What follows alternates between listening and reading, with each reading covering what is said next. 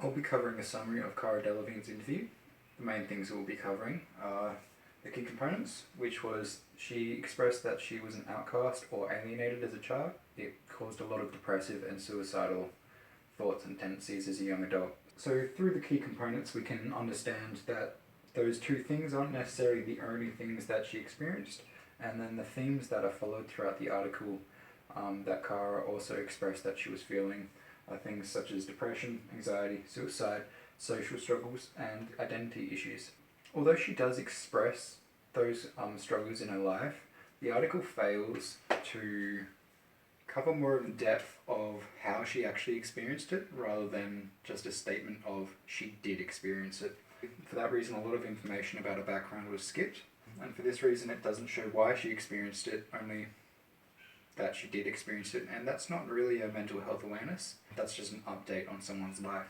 For that reason, we'll be covering biological, sociological, psychological perspectives, as well as the ethical concerns that the article did or did not bring up.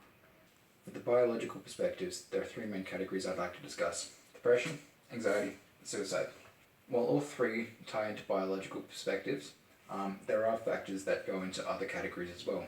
With depression, it fits into the biological perspective, but it also fits into the psychological perspective. I will touch in how it does integrate into other categories, but I'll mainly focus on what it has to do with a biological perspective. Depression is strongly linked to biological perspectives and factors, and how that affects us is depression will affect different areas of the brain and suppress or repress different parts of the brain.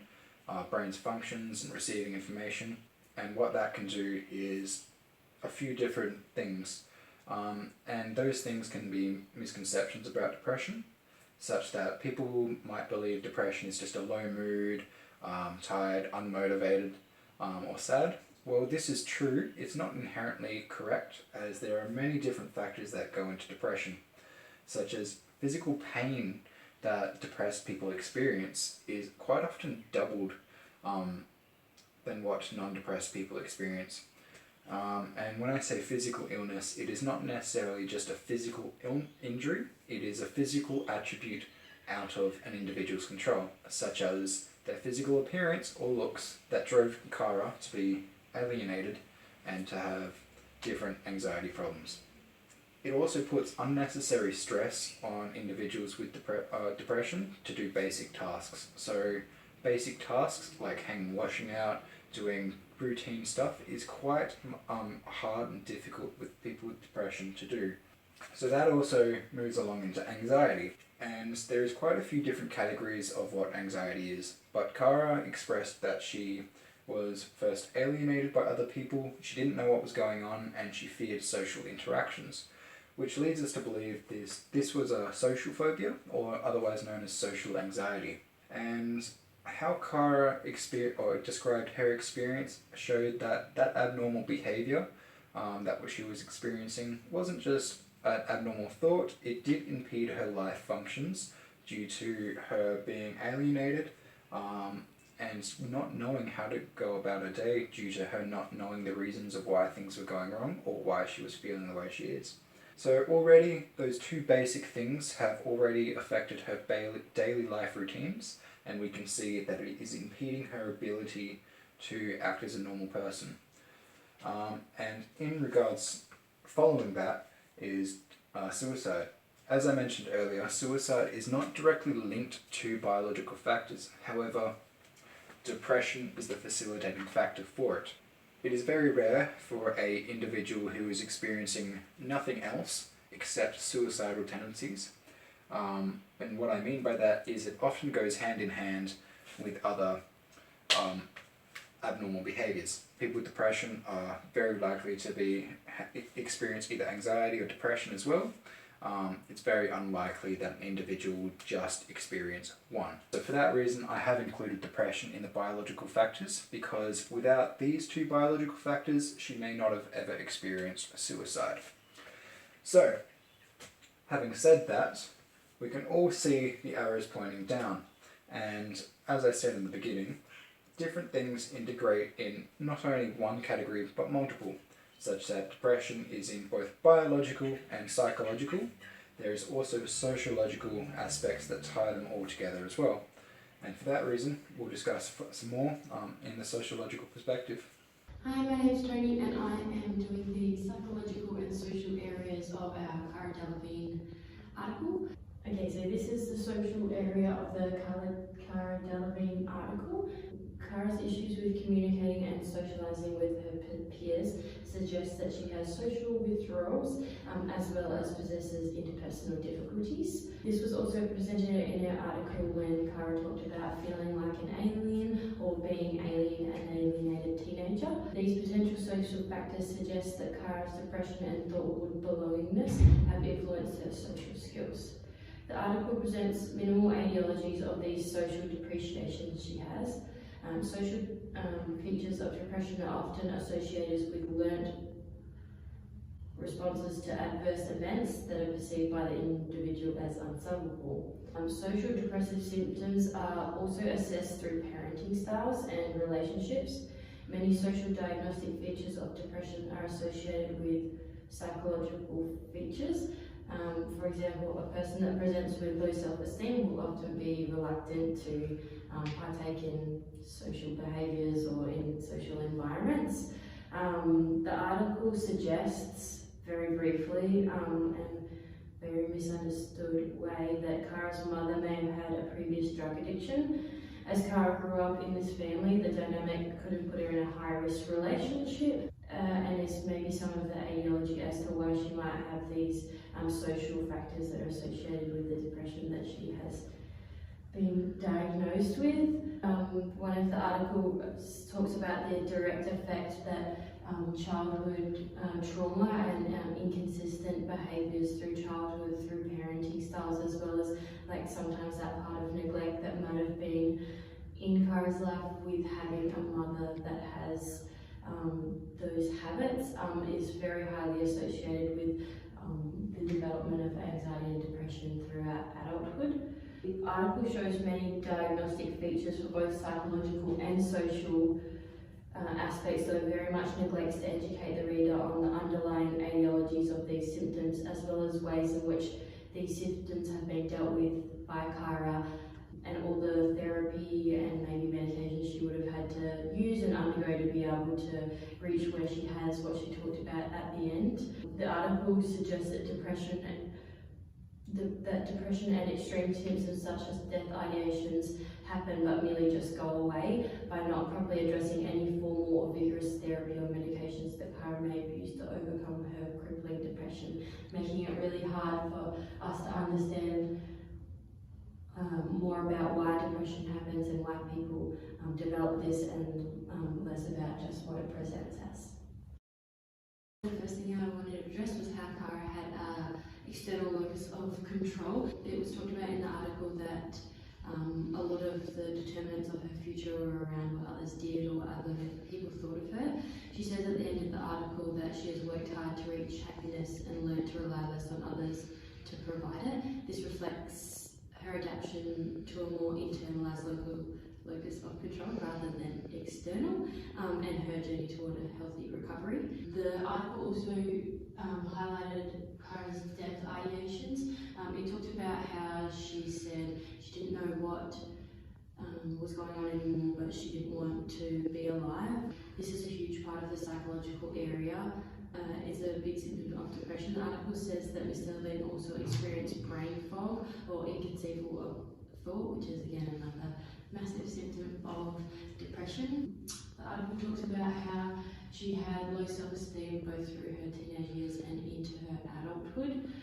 Cara processes during her depressive stages addressed, although it neglects in the article to talk about almost any of that ideology around her low self-esteem. She talks a lot about being an alien and alienated from her peers, which might contribute to this, but it doesn't really give us specific things to address. address why these things might have happened. There is an article about low self-esteem and how it's both a prerequisite of depression, and it can also be the cause that they get from having depression, meaning that a lot of people that develop this depression have low self-esteem. The next part, the article addresses Cara's feelings of loneliness and alienation that she felt as a teenager.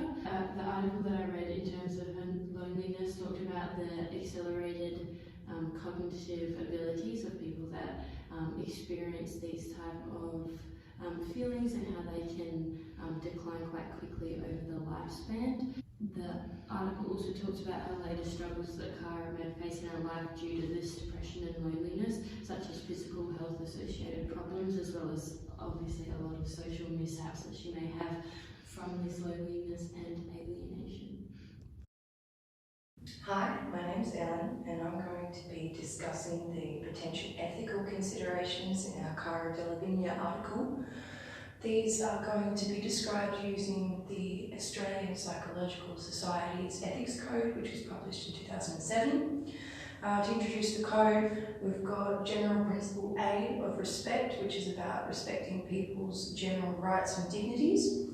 We've got General Principle B, which is propriety, and that relates to practitioners' moral responsibility to put aside their own interests to preserve those of their client, of the general public, and of their disciplinary field. We've got General Principle C, which is integrity, and that relates to the avoidance of potential conflicts of interest and the exploitation of clients. We've got four main ethical considerations.